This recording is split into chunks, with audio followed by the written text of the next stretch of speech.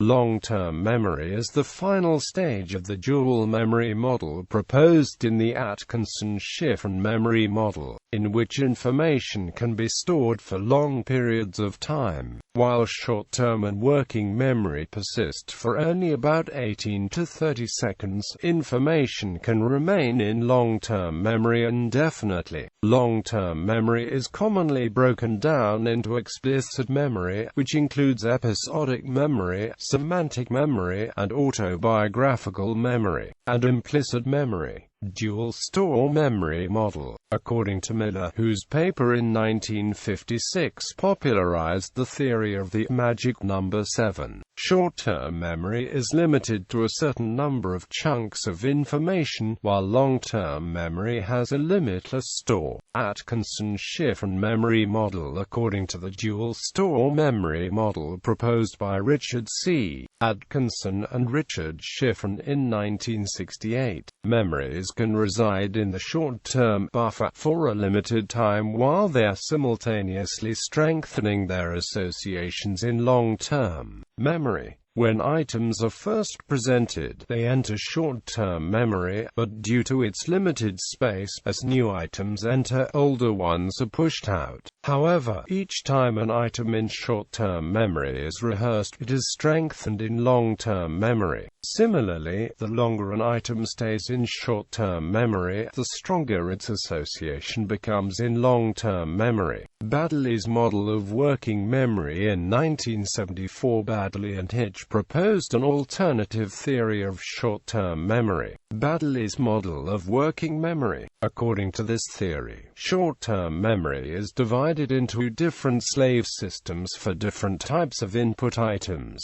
and there is an executive control supervising what items enter and exit those systems. The slave systems include the phonological loop, the visuospatial sketch pad, and the episodic buffer. Encoding of information. Long-term memory encodes information semantically for storage, as researched by Baddeley. In vision, the information needs to enter working memory before it can be stored into long-term memory. This is evidenced by the fact that the speed with which information is stored into long-term memory is determined by the amount of information that can be fit, at each step, into visual working memory. In other words, the larger the capacity of working memory for certain stimuli, the faster will these materials be learned. Synaptic consolidation is the process by which items are transferred from short-term to long-term memory. Within the first minutes or hours after acquisition, the engram is encoded within synapses, becoming resistant to interference from outside sources. As long-term memory is subject to fading in the natural forgetting process,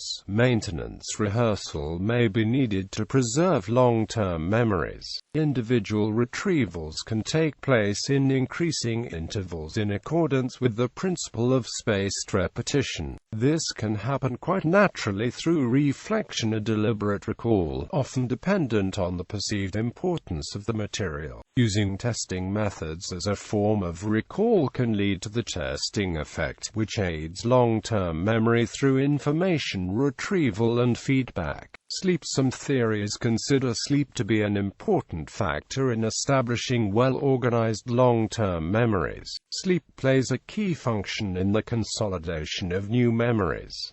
According to Tarnow's theory, long-term memories are stored in dream format. During waking life, an executive function interprets long-term memory consistent with reality checking. It is further proposed in the theory that the information stored in memory, no matter how it was learned, can affect performance on a particular task without the subject being aware that this memory is being used. Newly acquired declarative memory traces are believed to be reactivated during non-REM sleep to promote the hippocampano-cortical transfer for long-term storage. Specifically, new declarative memories are better remembered if recall follows stage 2 non-rapid eye movement sleep. The reactivation of memories during sleep can lead to lasting synaptic changes within certain neural networks. It is the high spindle activity, low oscillation activity, and delta wave activity during NREM sleep that helps to contribute to declarative memory consolidation. In learning before sleep, spindles are redistributed to neuronally active upstates within slow oscillations. Sleep spindles are thought to induce synaptic changes and thereby contribute to memory consolidation during sleep. Here, we examined the role of sleep in the object place recognition task, a task closely comparable to tasks typically applied for testing human declarative memory. It is a one-trial task, hippocampus-dependent, not stressful, and can be repeated within the same animal. Sleep deprivation reduces vigilance or arousal levels, affecting the efficiency of certain cognitive functions such as learning and memory. The theory that sleep benefits memory retention is not a new idea. It has been around since Ebbinghouse's experiment on forgetting in 1885. More recently, studies have been done by Payne and colleagues and Holtz and colleagues. In Payne and colleagues' experiment, participants were randomly selected and split into two groups. Both groups were given semantically related or unrelated word pairs, but one group was given the information at 9 a.m. and the other group received theirs at 9 p.m. Participants were then tested on the word pairs at one of three intervals: 30 minutes, 12 hours, or 24 hours later. It was found that participants who had a period of sleep between the learning and testing sessions did better on the memory tests. This information is similar to other results found by previous experiments by Jenkins and D'Alembert. It has also been found that many domains of declarative memory are affected by sleep, such as emotional memory, semantic memory, and direct encoding. Holtz found that not only does sleep affect consolidation of declarative memories, but also procedural memories. In this experiment, 50 adolescent participants were taught either word pairs and a finger-tapping task at one of two different times of day. What they found was that the procedural finger-tapping task was best encoded and remembered directly before sleep, but the declarative word pairs task was better remembered and encoded if learned at 3 in the afternoon. Divisions. The brain does not store memories in one unified structure as might be seen in a computer's hard disk drive. Instead, different types of memory are stored in different regions of the brain. Long-term memory is typically divided up into two major headings: explicit memory and implicit memory. Explicit memory refers to all memories that are consciously available. These are encoded by the hippocampus, entorhinal cortex, and perirhinal cortex, but consolidated and stored elsewhere. The precise location of storage is unknown, but the temporal cortex has been proposed as a likely candidate. Research by Moelemans and van der Linden found that amnesiac patients with damage to the medial temporal lobe performed more poorly on explicit learning tests than did healthy controls. However, these same amnesiac patients performed at the same rate as healthy controls on implicit learning tests. This implies that the medial temporal lobe is heavily involved in explicit learning, but not in implicit learning. Declarative memory has three major subdivisions. Episodic memory. Episodic memory refers to memory for specific events in time, as well as supporting the formation and retrieval. Some examples of episodic memory would be remembering someone's name and what happened at your last interaction with each other. Experiments conducted by Spagnol and colleagues indicated that older adults have worse episodic memories than younger adults because episodic memory requires context-dependent memory. Semantic memory. Semantic memory refers to knowledge about factual information, such as the meaning of words.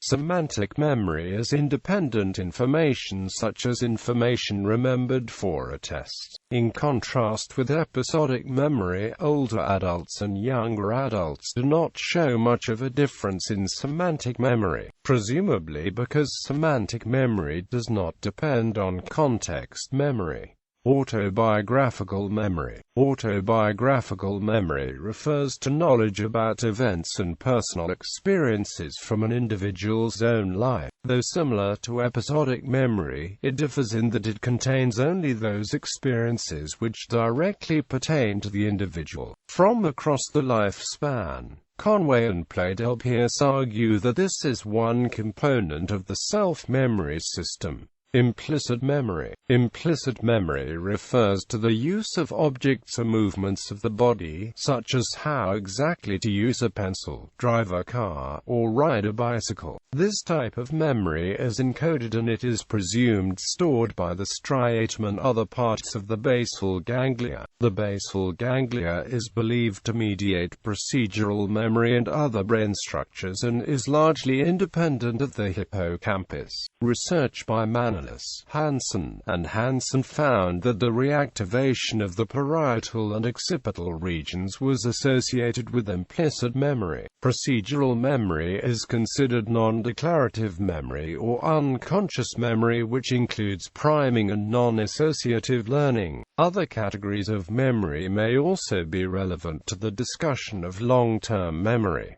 For example, emotional memory, the memory for events that evoke a particularly strong emotion, is a domain that can involve both declarative and procedural memory processes. Emotional memories are consciously available, but elicit a powerful, unconscious physiological reaction. Research indicates that the amygdala is extremely active during emotional situations, and acts with the hippocampus and prefrontal cortex in the encoding and consolidation of emotional events. Working memory is not part of long-term memory, but is important for long-term memory to function. Working memory holds and manipulates information for a short period of time, before it is either forgotten or encoded into long-term memory. Then, in order to remember something from long-term memory, it must be brought back into working memory. If working memory is overloaded, it can affect the encoding of long-term memory. If one has a good working memory, they may have a better long-term memory encoding. Disorders of memory. Minor everyday slips and lapses of memory are fairly commonplace, and may increase naturally with age, when ill, or when under stress. Some women may experience more memory lapses following the onset of the menopause. In general, more serious problems with memory occur due to traumatic brain injury and neurodegenerative disease.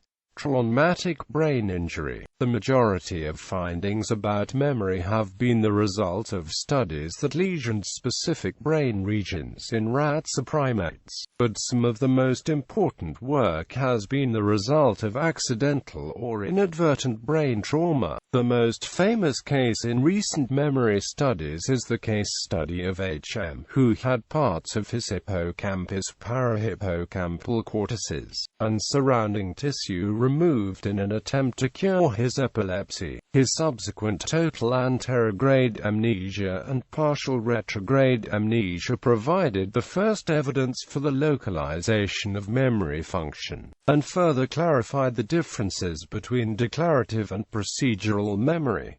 Neurodegenerative diseases. Many neurodegenerative diseases can cause memory loss. Some of the most prevalent include Alzheimer's disease, dementia, Huntington's disease, multiple sclerosis, Parkinson's disease, and schizophrenia. None act specifically on memory. Instead, memory loss is often a casualty of generalized neuronal deterioration. Currently, these illnesses are irreversible, but research into stem cells, psychopharmacology, and genetic engineering holds much promise.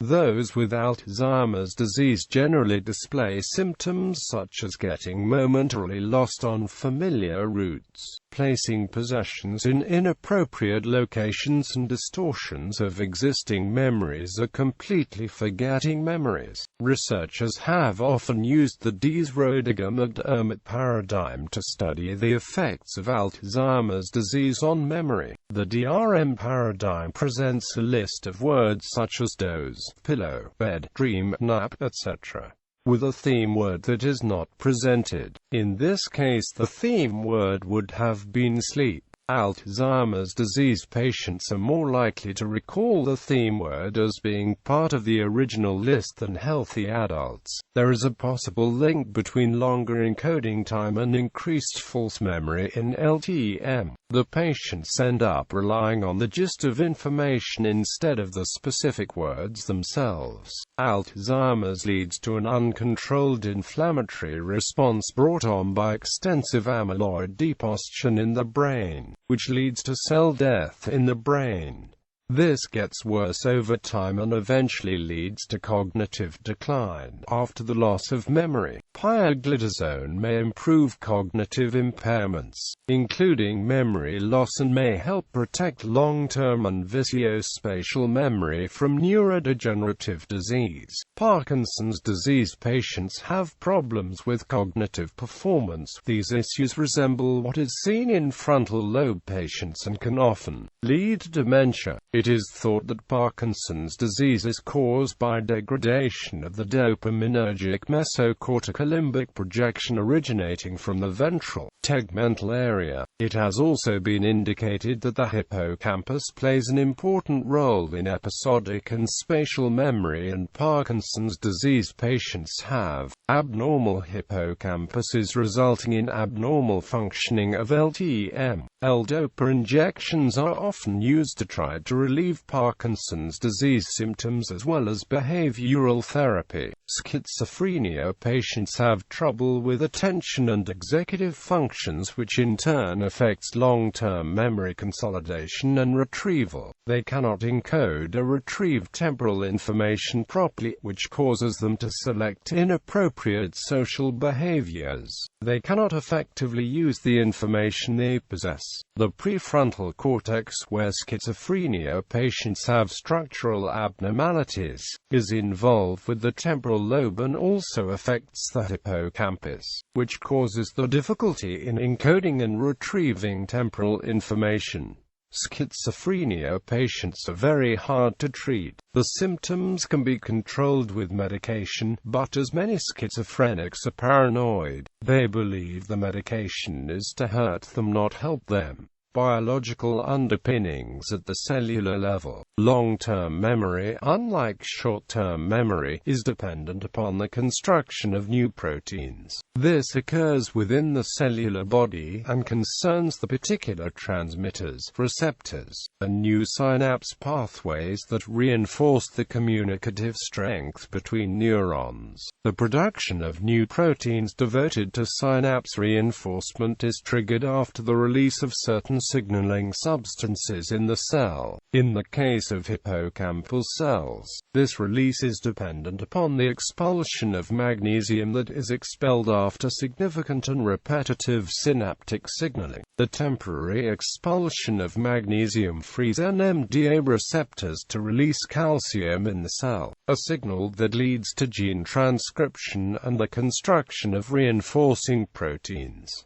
For more information, see long-term potentiation. One of the newly synthesized proteins in LTP is also critical for maintaining long-term memory. This protein is an autonomously active form of the enzyme protein kinase C, known as PKM-zeta. PKM-zeta maintains the activity-dependent enhancement of synaptic strength, and inhibiting PKM-zeta erases established long-term memories, without affecting short-term memory or, once the inhibitor data is eliminated, the ability to encode and store new long-term memories is restored. Also, BDNF is important for the persistence of long-term memories. The long-term stabilization of synaptic changes is also determined by a parallel increase of pre- and postsynaptic structures such as axonal boutron, dendritic spine and postsynaptic density. On the molecular level, an increase of the postsynaptic scaffolding proteins PSD95 and HOMA1C has been shown to correlate with the stabilization of synaptic enlargement. The CAMPA response element binding protein is a transcription factor which is believed to be important in consolidating short-term to long-term memories, and which is believed to be downregulated in Alzheimer's disease. Contradictory evidence. A couple of studies have had results that contradict the dual-store memory model. Studies showed that in spite of using distractors, there was still both a recency effect for a list of items and a contiguity effect. Another study revealed that how long an item spends in short-term memory is not the key determinant in its strength in long-term memory. Instead, whether the participant actively tries to remember the item while elaborating on its meaning determines the strength of its store in long-term memory. Single-store memory model. An alternative theory is that there is only one memory store with associations among items and their contexts. In this model, the context serves as a cue for retrieval, and the recency effect is greatly caused by the factor of context. Immediate and delayed free recall will have the same recency effect because the relative similarity of the contexts still exists. Also, the contiguity effect still occurs because contiguity also exists between similar contexts.